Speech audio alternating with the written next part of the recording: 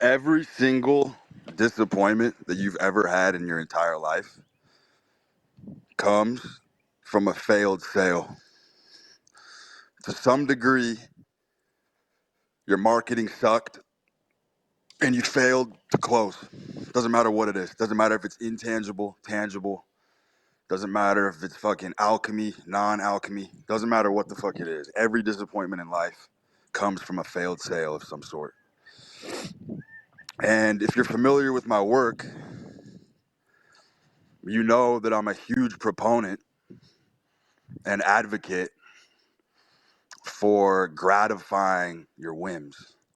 I think instant gratification is actually a very good thing for men because it puts you in that sort of predatorial mindset. You're not prey, you're not lurking in the shrubbery. You know what I mean? Your chest is out and you have the opportunity to advocate for yourself. If you can't advocate for yourself on small, minute impulses that you have, good luck. Good luck taking down the big kills. Because everything's a microcosm, and the tiniest things that you do are obviously a fractal of what the larger picture is. I'm going to give you an example of something that just happened to me, which I found to be a very interesting adventure. I was at a world-class hotel with my girl recently, and it was 10 o'clock at night, and I wanted a fucking omelet.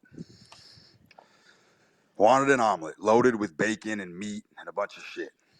And I wanted it. And I knew there was 0% chance I was going to back down on getting this done.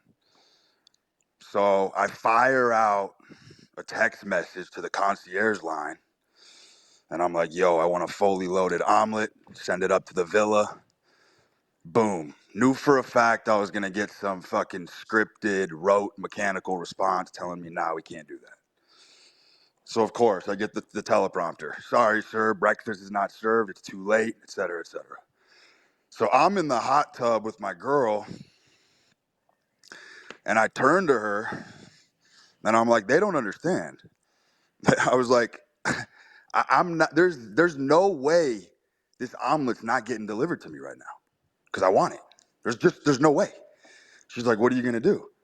I was like, I'll tell you exactly what I'm gonna do. I'm gonna strap on my fucking sable robe, and I'm gonna fucking throw on some fucking slippers, and I'm gonna twist my whip down the mountain, and I'm gonna waltz right into that lobby, and I'm gonna get them to fucking cook up this omelet.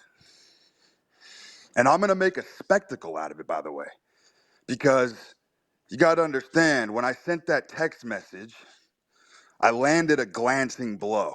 I knew it wasn't gonna be a knockout punch, but I also love the idea of utilizing rejection to sort of build up a little bonfire.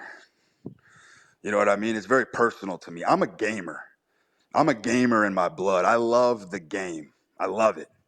So if someone says no, because you got to understand, when they're telling me they can't make the omelet, all I hear is that there's a difference in perception here. Logistically, I know how easy it is to crack open some whole eggs and throw it on a fucking skillet. I know logistically this isn't a problem. This is a perception problem, right? It's dusk. It's nightfall. So there's a mechanical ablation here that's preventing me from getting what I want simply because the clock is ticked in a certain direction. Now, I know it's a perception problem. And I also know another thing. I know if I go down there in the robe and slippers, because the restaurant was buzzing, by the way. It's like a 5-star restaurant. So motherfuckers were in there in slacks, suit and tie, 3-piece suits.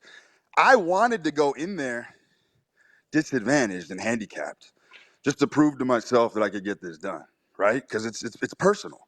And if you can't get small things like this done and you are readily taking no for an answer, you're never going to get the big kills. It's just not going to happen for you. So I throw on this fucking robe. Looks like I'm wearing a fucking bearskin. Literally a fucking black bearskin. Throw on those furry little fucking slippers. Strap up. I get down there. I'm on a fucking mission. I walk into the lobby, I'm immediately deploying every fucking cavalry I can find in my vicinity to help me fucking track down the GM. Hostess, I point at her. I'm like, hey, I need you to find the GM. Boom. I'm recruiting servers. I'm recruiting bus boys. Everyone's crisscrossing. Everyone in the restaurant is crisscrossing, trying to find this guy, track him down. I've got a fucking search party. Literally fucking rallying a search party. Standing there in a fucking bearskin. Wild-eyed. I have to get this done. I just have to because I love the game, and the only satisfaction I get is from winning. Don't care how small, don't care how petty, it all starts from there. That's the focal point. So GM pops out, comes over to me. He's like, what can I do for you? Put my hand on his shoulder, look at him deadpan, right in his fucking pupils. And I said, brother, I said, and understand tone is everything, right? Inflection in your voice, the way you're doing things, the aura. The aura, you can get away with bloody murder if the aura is congruent. Understand that too. There's no faux pas. You know what I mean? Like it's very hard to have a faux pas if your fucking aura is correct. You can pretty much say whatever the fuck you want. So I looked at this man in the eyes and I said, hey brother, I said, I am not leaving this lobby until we get 2 fully loaded omelets sent up to the villa. Now let me explain something to you. Service workers, most of those shifts are incredibly dull and boring. Incredibly dull and boring. These motherfuckers are bored. They don't get oddballs coming in asking for off the wall orders, right? Everything for the most part, people are going to be constricted to the menu. It's a relatively simple sort of smooth process, even for a GM in a restaurant setting. So I know I'm coming in and I'm bringing a little thunder to the situation. Like I'm going to get this guy excited because I'm going to create like a mini adventure for him. This motherfucker's bored. It's 10 o'clock at night. He's running fucking wines. He's getting the sommelier to go to people's tables. He wants a little fucking pep in his step. You know what I mean? He wants a spark. So I'm going to light that spark. And I'm going to make it enjoyable for him to get this done for me. So this dude runs back to the kitchen and he's like, let me talk to the chef. Now keep in mind, that chef had just caught wind that I had inquired over the text message and he said no. So he comes back and he's like, we will absolutely accommodate the omelet for you. We will absolutely accommodate the omelet for you. It wasn't even a question. And the way he was moving, this dude was fucking traversing the restaurant, doing high hurdles, trying to get this done for me. Because of the way I came in there and because I was staunch. You know what I mean? I was staunch. I was a bulwark. I wasn't moving until that shit got done. I wasn't moving. I was going to plant my feet firmly into the ground and get that shit done. And my overarching point is that service workers want desperately to help the right person. If you have the correct aura and you seem like someone important, and I want to emphasize, I want to put an asterisk, bold, italicize, and underline the word seem. If you seem important, motherfuckers will move mountains for you and they will enjoy it. People want to bend over backwards to help people who seem important. They want to. They want to. If you ever catch yourself, if people in customer service give you that grimace when you ask for their help, then your aura is not correct. They should never grimace. They should be delighted. Customer service workers should be delighted to help you, especially when you put them on a wild goose chase because it's unconventional. It's unorthodox. They're bored. They're bored to tears. They're watching the clock crawl. They cannot wait to get home. They're begging for someone to come in and shake some shit up. You know what I mean? So if you're a wily character, if you're a wily and woolly character and you have oddball requests, these motherfuckers will go on a mission for you. Of course they will. It passes the time. It's interesting. Oh, this guy's fucking demanding an omelet at 10 o'clock at night. When's the last time that happened? Probably never. So you want to talk about sales, right? That's what I just outlined for you is multi-million-dollar advice, by the way. And I dropped it on your head for free. It's multi-million-dollar advice because what you have to understand it's a perception problem. It's almost never a logistical problem. The logistics are easy with shit like this. But there's a perception problem, and you have to interfere with that loop, and you have to interject yourself and intertwine yourself and enmesh yourself. You have to be a gamer. You have to love the game. You can't take no so easily. Everything is malleable. It's mushy. Life is mushy. Reality's mushy. And if you don't mind getting into the marsh and getting your fucking boots dirty, you can completely change the complexion of every game that you're playing. It's always transmutable. That's the beauty of it. That's the beauty of it. When someone tells you no, you got to come at it from a different angle. Got to come at it from a different angle. Now, obviously, it helps when you fucking waltz into a restaurant and you're fucking built like Hercules and you're 6'1". Obviously, those characteristics help. But understand this, and I tweeted this yesterday. You know how I said being a millionaire is a mental construct? It is. It's a mental construct. You cannot be a millionaire on paper until you're a millionaire in your head. It's a fact. Size is also a mental construct, right? Height is a real construct. Like you're gonna be, your genetics dictate your height, but size is a spiritual quality. You know how there's little motherfuckers, how when they're in the room, you'll be looking at a little guy, but he just has, he's spatially large. It's hard to comprehend. It's even hard to articulate, but the guy just takes up space, but he's little. That's what I'm talking about, because size is internal. That's why these roid monkey motherfuckers never win, because the size is internal. Like, your size has nothing to do with your muscle bellies. It's got nothing to do with your insertions. It's got nothing to do with your aesthetic. It's an internal self-image thing. That's how big you are. That's how big you are. And that's why these roid heads are fucking juicing and doing all this shit, because inside they're little guys. They're tiny. They're fucking chihuahuas. Little fucking chihuahuas running around. And what happens is when you try to artificially bloat and inflate your size, what happens is you end up comparing yourself and feeling less than your smaller counterparts, which is fucking intriguing as hell. Because if you really think about it, these motherfuckers that are massive, they'll look at a dude who's smaller than them and more shredded, and they'll envy him. They want to be that guy. Fucking bizarre little perturbation there, right? Can go on and on with these sort of vignettes, because there's a lot of wisdom to demystify in a lot of this shit. A lot of wisdom to demystify in a lot of these behaviors and mechanisms and shit that you see people do. Now, I love when we just fucking jump from topic to topic.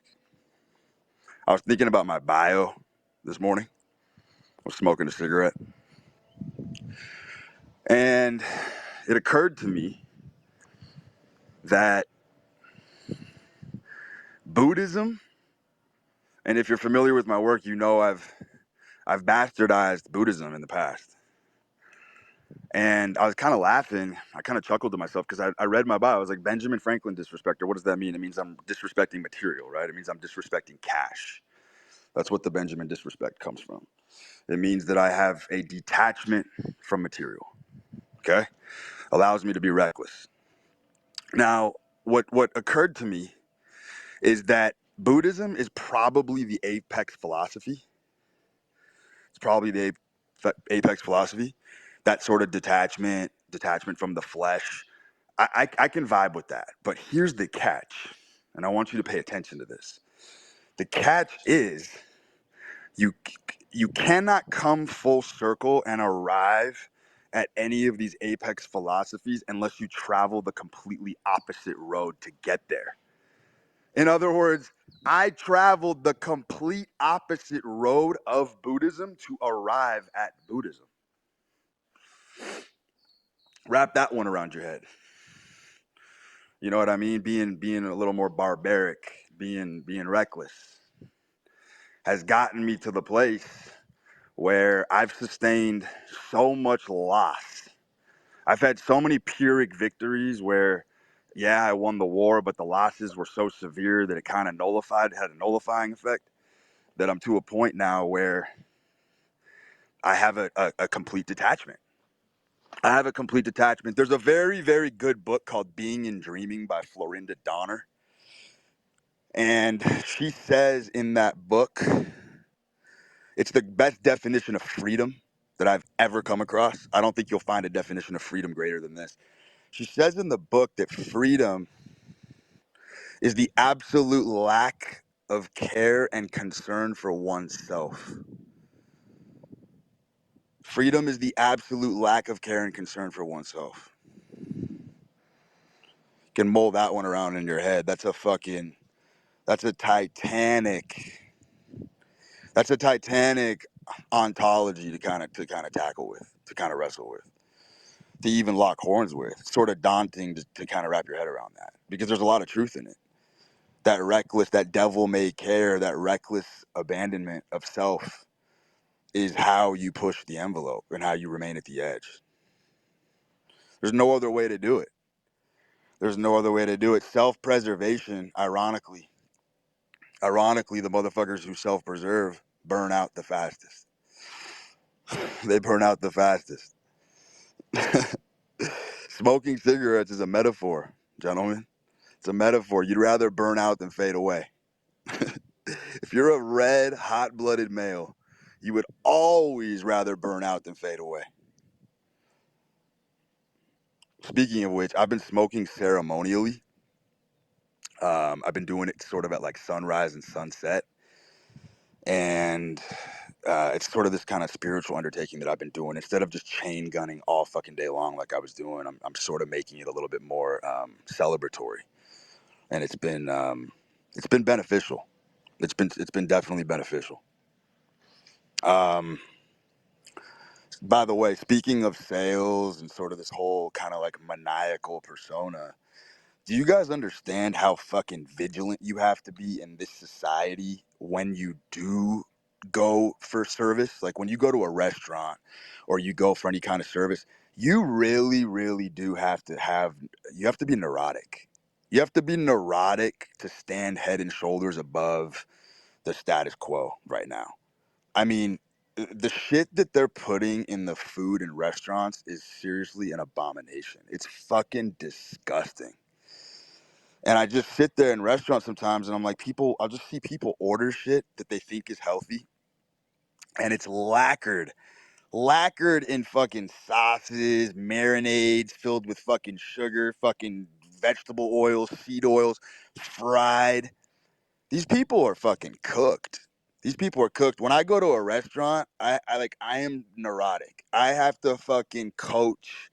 I end up having to coach my server, the chef. Like, you have to really, really be whipping your horses to stay healthy, because they really are fucking poisoning everything. It's a fucking disgrace. Like, why the fuck does brisket or a beautiful steak need sauce on it? Like, what the fuck is the American obsession with this? Are we fucking children? Do people just feel like they need dessert? They need like these slushy, slurpy fucking sauces on all of their meat? Like, whatever happened to just eating a fucking good piece of meat, medium rare, with some fucking salt on it? Like, why do you think we have the most misshapen society we've ever seen?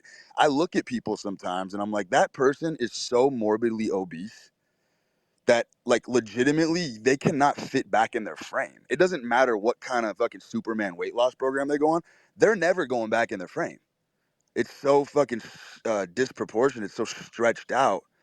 um, it's toasted. It's never coming back. And these people are just repositories. They're fucking repositories for fat cells and just fucking insulating all these fucking heavy metals and toxins in their body. It's really fucking it's unheard of. It's unheard of that as a society we've allowed this to happen. So you have to be, and again, here's the fine line. That sort of neurosis that I'm talking about, like when I go to a restaurant, I have to tell them 100 times. Seed oil allergy. Do not fucking touch my shit in seed oils. Cook it in straight butter. No marinades, no sauces, no sides. Just give me my fucking meat. Because what's crazy is, and I know a lot of you have experienced this, even when you go to a nice steakhouse and you order a steak and it's drenched in whatever the fuck they drench it in, or they baste it in butter like the way they do it, it is, you feel bloated and you feel horrifying after the meal. And you're like, I just had a steak. I didn't have anything with it. Why do I feel so horrifying? It's the fucking oils. It's the fucking oils. The bottom line at these companies, you have to understand, frying food, cooking up food in expensive, nice oil like tallow, coconut oil, shit like that, it's expensive. It's expensive. So they're opting for these industrial fucking vats of oil and they're just fucking slushing it fucking everywhere. Pasting it on, brush stroking it on all your fucking food.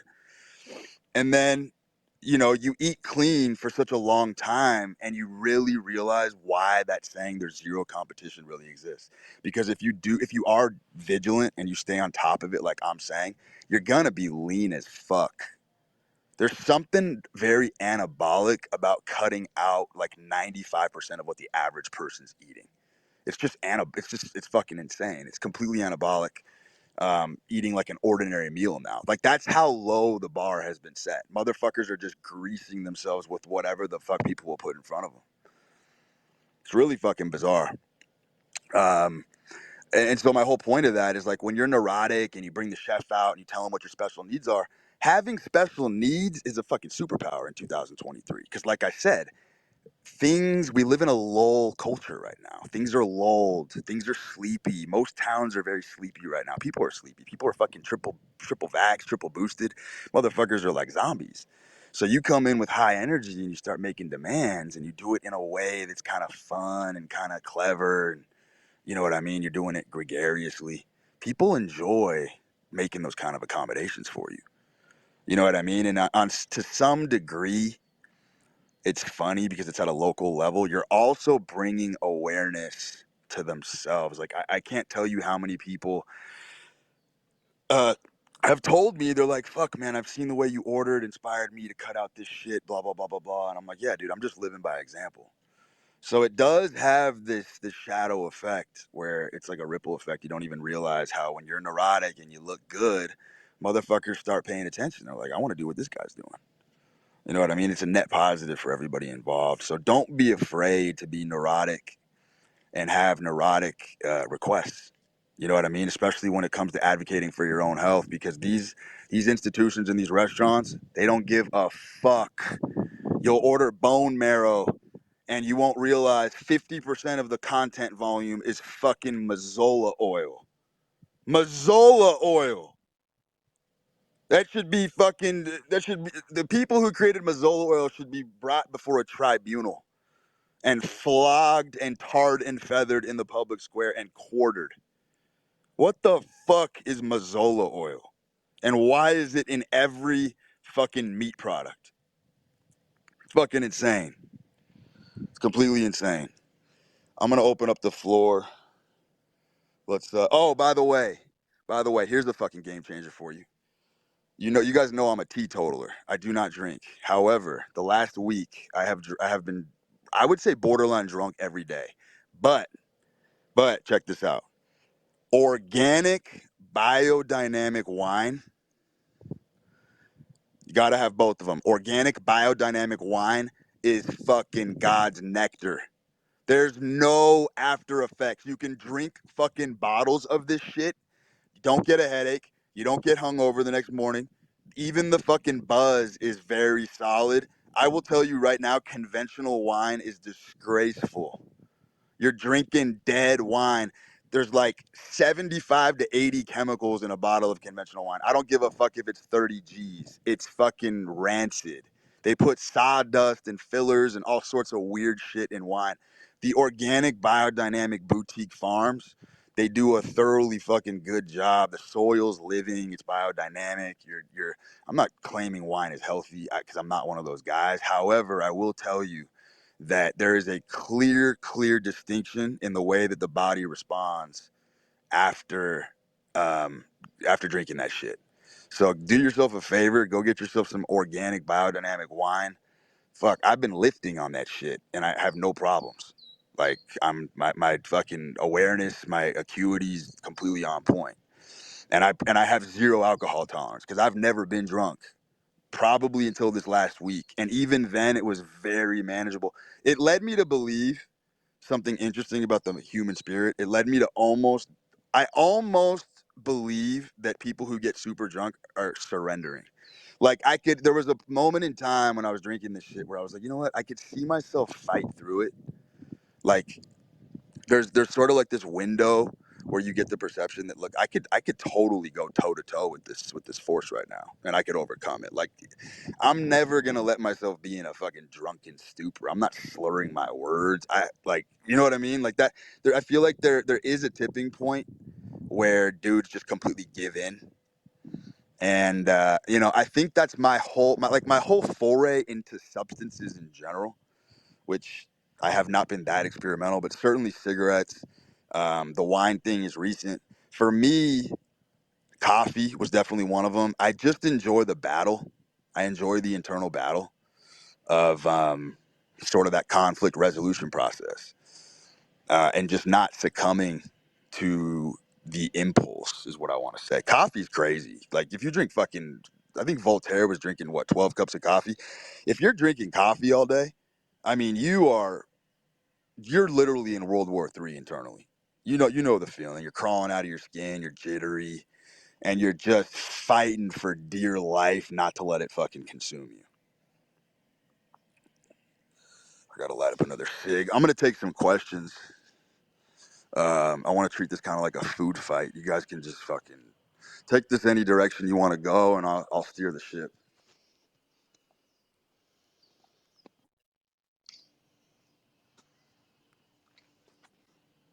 What's up? Yo, big fucking fan, dude. All right, first thing I want to get off my chest. When you said about drinking, right, and like fighting that force toe to toe, when I recently started working out more intensely, I realized that I could actually drink more and go more toe to toe with that force. I was at the bar and I was like, huh, I could go. I'm looking at this cute girl, whatever, right? I'm like, dude, I could actually like drink more. You know what I mean? Like before, I was like, like 3 beers, but I was like 5 beers in. I'm like, I could actually drink a little more. And I think, just playing with that intensity in life maybe just makes you want to level up in all aspects, even when you're fighting like spiritual forces. Number two, you had this point you made like a long time ago where you were saying that like effete males and like weird chicks and like, the blue haired people are like our friends. I want you to elaborate on that because I can smell you. Like I've hung out with a lot of like trans kids and like fucking trans men, whatever. And it definitely changes the vibe of the party, especially like when they like want to have sex with you or like you're about around a bunch of weird girls and they got the weird girlfriends. The dynamics all change, and I want to know how they're more so our friends because I Oh, mean when they're I told obviously you, not our enemies. when I said that the fringe culture, like the carnival freaks, are our friends, not our enemies. Yeah, like I want to Because hear more on that. I feel like a lot of people want to like shun them out when I'm like they're good people to hang out with. I don't know why first they of would all, be. first of all, they are. First of all, they are. I'm obviously very right leaning. However, let's understand Right. something. Let's understand something. First of all, Hmm. let's get into this for a second. Let's go. All right. So the right, all of us are pretty health conscious. We love fucking, sustainable food, fucking, we envision green pasture, shit like that, right? Who the fuck, this is fucking critical thinking question, who the Right. fuck are the arbiters and conservers of the fine arts, the culinary arts, the fucking organic wines, the pastures, the fucking farm to table restaurants? Who are the purveyors of that culture? The fucking liberals. Yeah. Where Okay. the fuck do we get most of our food from? The liberals. These people do not fucking understand that a lot of the fine arts, a lot of the things, if you have high taste that you enjoy, the aesthetics, the fashion, who the Hmm. fuck are the progenitors of all that? It's the fucking liberals. Now, Yeah. I think it is lame and very mentally retarded to completely um, look, man, there's goodness on both sides. Okay, there's goodness on both Yeah. sides. But here's my point: the blue-haired people, Hmm. the women with Yeah. tattoos, the sluttery, all that shit that's going on right now. They Yes. are Yes. our Yes. friends because women are the signal. Women are the beacon in the sky as to where men have fallen. So my point is, Mm-hmm. they're Mm-hmm. part of the necessary correction, and they're actually bringing us. See these women, these crazy feminists and Uh-huh. shit like this. Like they're part of the acceleration. They are they are the Leviathan. They are pulling us down under the toe into the inevitable brink of destruction, which is what we need to rebuild. Because we all know the culture that we're in right Yeah. now, it's not sustainable. This shit's gonna crash and burn and it's gonna be Yeah. No. spectacular.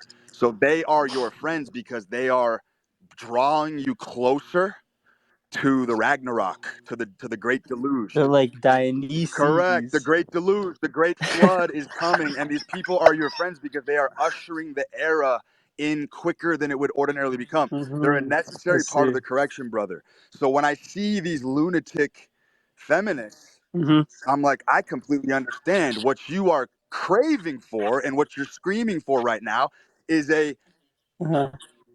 finer class of men with a more iron fist that are going to come in and smash the fuck out of this culture to a million pieces so it can be rebuilt. That's all they're Yeah. crying for. They're crying for Yeah. the genetic redistribution of a new warrior Uh-huh. class of men who are going to come in and restore order. That's exactly where it's all headed. It's a fact. It's going to happen. And it's beautiful. Trump was the tip of the iceberg. Trump was not near mean enough. And Yeah. He was and smashing people the thought he was fucking mean. fourth wall, Of all that course. shit. And people thought he was mean, right? He was what was he doing? He was disinterring the fourth estate. He was an agitator. Great. However, motherfuckers don't understand what real mean is. Go read about General Custer if you want to see what a mean motherfucker looks Mm. like. So, and look, like we can go on and on with this. Anybody in politics Yeah. right now who actually thinks a Republican will ever be president again during our lifetime is literally on crack. They'll never let it happen again. It's elections are rigged. You're a moron if you vote. It's not happening. It's not happening. I've actually been telling a lot of liberals to get even more right wing, just to like, sharpen their edge and just know a little more. Like, I told this one trans girl, I was like, originally she was a guy. I was like, you should like start writing more and journaling more, because like that power, once you put yourself through those like philosophies and stuff like that, you'll be unstoppable. It won't even matter what people think you are, because you're just gonna know so much. You're just gonna maneuver in ways that nobody can stop you. Correct. Correct. So look, man, like you start to get to a better vantage point in life. You start making money. You know what I mean? Your taste Hmm. level starts to increase. Your aesthetic preferences Yep. increase. You want a Yeah. $40,000 throw rug for your living room. Who's gonna sell that to you? It's a fucking liberal. You want the Yeah. finest. You want Yeah. the finest fucking cuisine on planet Earth. You know who's gonna create that for you? A fucking liberal. So this Yep. whole fucking mentality of us versus them is really fucking gay right now. It's really gay because it's not even Hmm. real, dude. It's all fucking Agreed. WWE. Agreed. It's kayfabe. It's kayfabe. It's lame. It's not real, dude. Yeah. It's all fucking. This is all manufactured. Politics is so fucking gay. It's really gay. I got one Yeah. more for you, if Go that's ahead, man. okay. It's a good discussion. All right. So I had this. I was listening to you, and you were talking about how Bruce Wayne is actually Batman. And he puts on the mask, he becomes the person he really wants to become. Right. I've been in this state all my life. Right. I'm 22 years old. I've been in this state all my life where I just whatever I wanted, I got. But I've gotten to a point, probably when I was like 18, that I started taking like losses, like actual losses. And then you win some, you lose some, you win some, you lose some. Right now, my losses are brutal, but my wins are fucking epic. And they're epic for me. I may not get $1 million in the wins. Hey, I try to throw parties and DJ and stuff like that. I'm an artistic kid, you know what I mean? Make clothes, all that good stuff, Uh, right? So I'll get some wins done, where it feels like a win for me, because I've been trying so hard to throw a party. I've been trying so hard to DJ. You know what I mean? And then it's a win because I'll make like $100. But the losses are like, business ideas getting stolen from me. I had 2 business ideas get good. stolen from me. You know what I Good. mean? Now they're doing it. I Good. know, and I've listened to your advice, and you're like, fuck yeah, that's what's supposed to Of happen. It happens course, every dude. day. That's how I know I'm in this America. shit, and I love it. It America's makes me want to do it America's more. the land of the free, brother. It's the home of piracy. fucking Everyone is ridiculous. fucking jacking each other's ideas and bootstrapping it and spicing it up, man. This is the land that we live in. Understand something. America is tailor-made for predators. It is tailor-made for people with the conqueror's mindset. It's tailor-made for men who think outside the box. And I'm telling you, bro, those things, those attacks on your persona, those attacks on your Mm-hmm. work, those attacks on your Yep. bibliography, you want that shit, bro. You want it. I You welcome know, it. bro. You Like, welcome it. but how do I make these? I know I have to keep grinding, but how do I make these wins fucking Dude, huge? grinding is kind of gay. I've been kind of reversing my stance on this. I've been thinking about Mm, it. Grinding makes you uncharismatic as fuck. People can smell it on you when you're in that grind mode, and you rock up uh-huh. to a smoky Like venue. they're faking it, Yeah, kinda. dude, it makes you very Yeah. uncharismatic. You know, I'll tell you something. I think most guys on here will agree with this. You make the most money and you get the most coochie when you're spiritually at rock bottom. It's just Yeah. fucking weird how it works, man. Yeah. Because you let loose, and you're not holding on so tightly to your. I've I've had the best times like being broke as fuck, but going to the club and then like flirting with older chicks. Like that's how I've gotten most of my I life. mean, I think You I know think what I I think a mean? lot of people can relate to that. I think a lot of people can relate to that. Yeah. Um, your thing So kind of I don't reminded know. me of something that I wanted to share as well. That Go for it. um, okay, so there's a lot of dudes who are incompetent or their life sucks, and what they'll say is, and Yep. this is chick speak. This is chick speak, and it's a mental Uh-huh. trap that a lot of guys work themselves into, and they'll say something to the effect of, we're all on different paths in life. In due time, I'll get Mm. there. We're all on different Mm. paths. Let me tell you something. As a fucking man, we are all on the Uh-huh. same path. That's a very Okay. female oriented way of thinking. We, as men, we all want the same things. And you know what? There are True. circuitous routes to get there, but ultimately we're all gunning and running for the same fucking things in life. Men are all on Yeah. the same path. No one is on a different path than you. And if you don't Uh-huh. view life through this lens, it means you are getting steamrolled and run the fuck over. Okay. There are no different paths, brother. All roads lead to Rome. All men are on the same fucking path. Remember that. Remember that. Women are on different paths. Men are on the same path. Do you think it's because masculinity is on the physical plane It's on the horizontal plane, and brother. then All the spoils and riches and okay. goodness and Okay. riches and enrichment and personal empowerment is on the horizontal plane for men. Women are vertical. Women are vertical creatures. What I mean Mm-hmm. is a woman's beauty scales infinitely upward based on her beauty and grace and how coquettish she is and how demurred. It's a vertical horizon. Men Right. go far, not high. High is an illusion. Men go far. And what I mean by that is, as a man, we are all born nerds. We are all born dorks. We're all born geeks. Mm-hmm. There is nothing that separates True. you when you come out of the primordial ooze. How far you travel from your baseline is everything. It cements and crystallizes your aura in time and space. And people will remember you for how far you went, not how high you climbed. Uh-huh. The horizontal plane is everything for men. It's horizontal, brother. It's rhizomic. Go look that word up. The rhizome. It's the branch of philosophy where there's like a Rhizome. bifurcation process where men split from that first personality that they have. The Okay. rhizome. It's a whole fucking branch of philosophy. Okay. It's interesting. What else was I gonna say? I had some fucking thunder. Oh, speaking of which, Mm-hmm. dude, this is fucking hilarious. I was supposed to be fielding a ton of different questions, but I just feel like I'm just gonna take the reins here.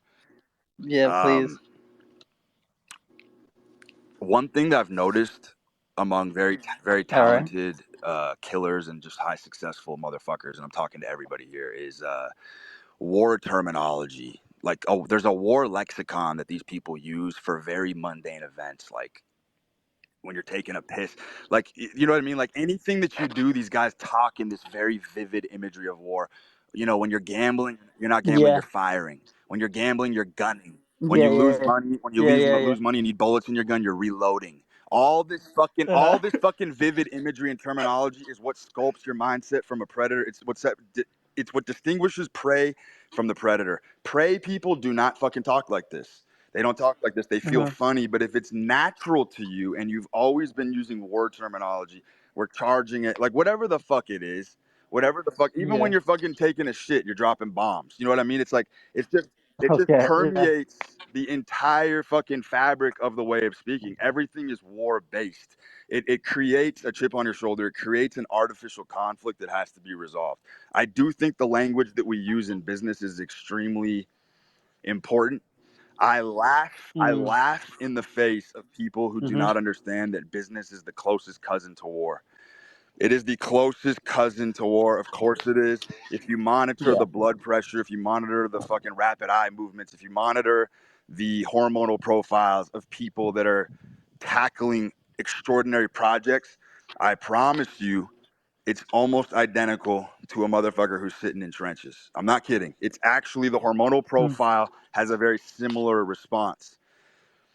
Commerce is the new jungle, must be embraced. Must be embraced. You have to be able to conduct commerce if you are a man. Have to. It's Yeah. non-negotiable. I'm learning that the hard way, man. Yep. Fuck.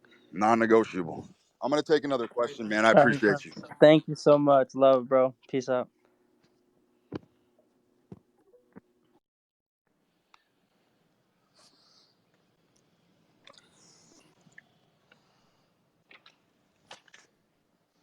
Yo, Dior.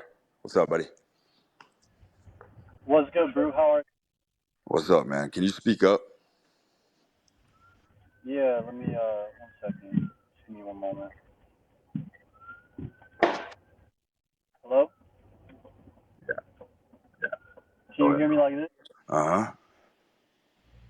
Alright, so, one thing that I've struggled with for like maybe 5 to 7 years now is, sleep. So I've probably averaged like maybe about 5 hours like a night for 5 to 7 years now. Mm-hmm. And, I kind of struggle with the whole like science. It's kind of like two questions in one of it. I struggle with the whole like science versus spirit type of ideology, mindset, whatever you want to call it. And I feel like guilty when I get like Uh-huh. 8, 9. Like I feel like lazy. Yep. And This is a great question. I'm glad it's fun. We're in sync, bro, because I was gonna talk about this. I was actually ruminating over this morning. yeah, cause Couple things. Couple things. uh, First of all, if you want to understand sleep, let's just do some fucking let's do some critical thinking. Um, if you truly were designed to sleep a straight cold 8 hours in a fucking rigor mortis state where you're basically half dead, you wouldn't be here. Your ancestors wouldn't motherfucking be here. There were throughout history when people would fucking sleep in the fucking treetops or get some slumber in a fucking cave. If they didn't sleep with one eye motherfucking open, you bet your ass the saber-toothed tiger was gonna maul them to death. You were not designed. I don't give a fuck what Huberman says. You are not designed to sleep a cold fucking straight 8 hours. You're designed to sleep in intervals. I've experimented with this. Men of war have experimented with this. Marines, Delta Force, the fucking finest soldiers in the fucking cavalry in the armamentarium have all fucking discussed this. You are designed to sleep in intervals, maybe 3 hour bursts. Get up, dude. I've been going for 1 o'clock in the morning walks. I'll go fucking spark up a cig and I'll go walk a mile at 1 a.m. and then just go back to sleep. I feel fucking incredible. It's the predator's mindset. Prey mindset is that you need your fucking 8 hours. You need to check your whoop. You need to check your vitals. That's bitch shit. That's bitch shit. I do not know a single productive motherfucker, first of all, who sleeps 8 hours a night. Do not know one. Do not know one. I'll also tell you something else because I was thinking about this morning. The measure of vitality, you don't need blood work. You don't need anything. If I go to bed at 2 or 3 o'clock in the morning, as soon as the sun rises, I have to get up. Like there's something in yeah, my body that beckons me. I cannot lay comatose while I know the sun is up. I just can't sleep. I don't give a fuck if I'm on 3 hours. I have to get up and start my day. And I think that's the best vital sign of health as a man. Like if you legitimately are able to sleep into like 10 a.m. with light peering through your fucking blinds when the sun is up, dude, there's some fucking biological, there's some biological fucking ruptures going on. That is not healthy at all. At all. And I get it. There's the fucking guys who say, well, if I go to bed at 2 a.m. and I get my 8 hours and I get up at 10, I still got my 8 hours. It's like, yeah, but the biological rhythm is fucked up. A healthy man Yep. wants to spring out of bed as soon as the sun is rising. Nobody can convince me that that's not true because I've recognized it in myself. When I'm bustling and I'm clicking on all cylinders, I have to get up. Have to. There's too much to do. There's too much to do. There's too much life force to extract. I don't understand how people can piss away their entire morning. Your day's gone. Like my boy, I was joshing him the other day. He slept until like 10:30. I was like, hey bro, you might as well take this day off your calendar. I was like, go into your iPhone and just delete this day. This day doesn't exist for you. It's over. It's already fucking 11 a.m. Your day is roasted, buddy. It's done. I remember Richard Marcinko. He was a trainer for the Navy SEALs. He had a quote. I forget where I read it. But he was like, we get more done before 5 a.m. than you motherfuckers get done in a whole day. And I love that quote. I love that quote. And I don't love it from the grind set perspective because that's not really what I'm talking about. I'm just talking about being fucking solar charged. And when that sun, you know what I mean, splashes the landscape, your ass should be vertical. You should be on your fucking feet, pacing, you know what I mean, cooking up whatever your fucking dreams and goals are. So that's my 2 cents on that.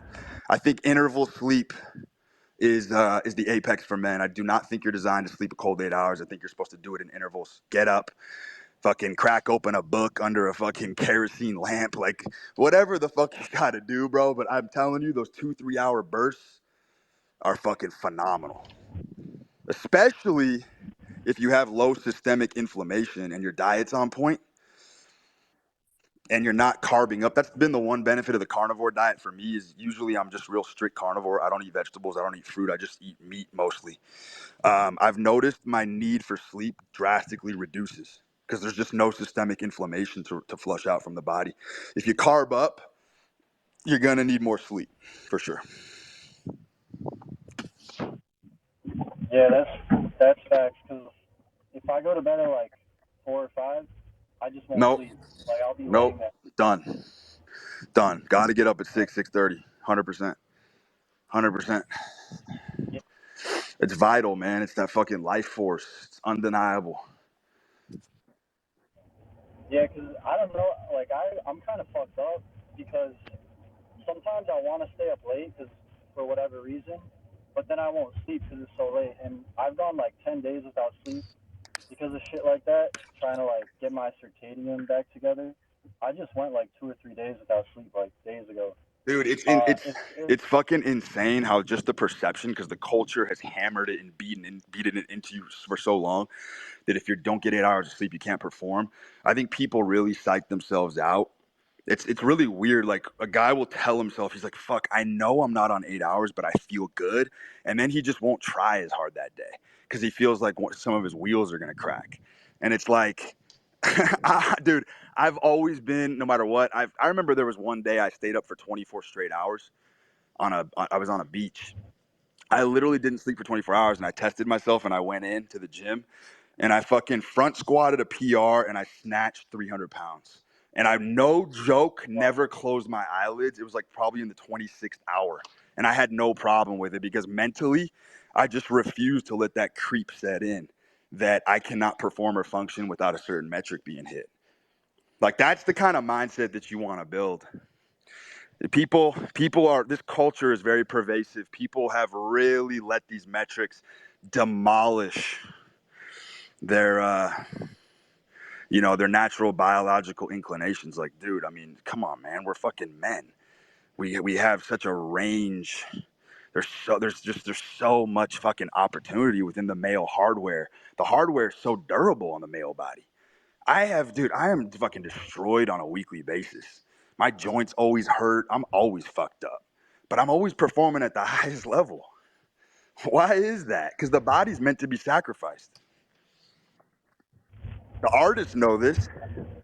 The artists know this. The artists fucking cannibalize through their own flesh to produce the fucking art that you love. The cinemas, the film, any kind of fucking books, like everything you've read that you love, you understand that a male brutalized his flesh. He self-flagellated to produce that work for you. You know what I mean? It's the ultimate offering. So yeah, dude, fuck this mint condition male culture where everyone just wants to be a GI Joe in the plastic box. The body's meant to be run into the ground. It just Yeah, that's so good to hear. 'Cause, like, man, I'll watch it. Like, I just watched a video yesterday, and it was this dude talking about how important sleep is for testosterone, muscle, just being like on top of your shit, like libido, all come that on, type of man. shit. Come on, bro. So I was drinking wine every day this week, multiple bottles a day, and I was going into the fucking gym and I was ferocious. And then some fucking one of my boys was like, "Dude, did you see the study that muscle synthesis is inhibited when you?" I'm like, "Dude, fuck off. My muscle synthesis is just fine." Like, I'm inoculated. You know what I mean? Like my mindset is so inoculated from these admonishings from the mainstream. It's all bullshit. It's all fucking bullshit, man. We are the architects of our reality. so I don't know if it's like the sleep, but like I feel like I've gotten kind of burnt out. I don't like because I've literally gone days just recently without sleeping for a few days, and I low key feel burnt out. So how do you think I should like get my shit kind of high energy again? Cause I do the diet well, I do all that, but I like don't sleep, and I don't know. It's definitely a mental thing, but I'm trying to get myself like really high It energy. is a mental thing. So It's how do you? not. Look, not being able to fall asleep is not a good sign at all. Because if you're master and commander of your life as a man, you should be able to command your body to do whatever the fuck you want it to do. Like I've always said, you can measure the mark and quality of a man by how fast he can put himself to sleep. That's a very true heuristic. Very good men, good, solid, foundational men with a strong constitution, they are able to command themselves to sleep very easily. And I do think that there is, if you're having trouble sleeping, I have a feeling that there is some unconscious, entanglement there that you need to fucking work through because um, you should be able to fucking tell your body, to instruct your body on what to do. That's a betrayal. That's a betrayal of the body. You know what I mean? And that's like, there's kind of nothing worse as a man than when your own body betrays you. It's a very, very helpless feeling. Very helpless feeling. But you know Yeah, what? I was going to tweet this the other day. I don't think I've met an extraordinary man who has not beat some sort of tenacious or pernicious physical ailment. If you noticed, all great men, even throughout history, they all have one thing in common. There was a sickness, there was a physical sickness or an ailment that they had to sort through and they had to overcome it. Something about bodily sickness awakens men to God. It's interesting. Like when you are deathly ill, or you have a horrible flu, or you are under an immense amount of physical strain, that's when motherfuckers start praying to God and want to be left the fuck alone, in solitude and silence. It's a spiritual monastery. It's a spiritual monastery, and I do have a suspicion that's why men are drawn to low level toxicity and poisons like cigarettes, like drinking, because men, I think, unconsciously understand and comprehend that when you are experiencing low level poison, there's a hormetic effect. There's an upregulation. There's sort of like this counter response where you kind of feel enlivened. All men know what I'm talking about. When you're slightly hungover, or if you're fucking jacked up on stims, there is sort of this spiritual reconciliation. All men have discussed this, by the way, in myriad ways. Shakespeare, fucking, I mean, just go read all the greats. In many ways, they're discussing this very thing. They're just putting different metaphors on the table to describe what I just said. Anyway, brother, no, that's I actually got to jump off. like We are going to continue this very soon.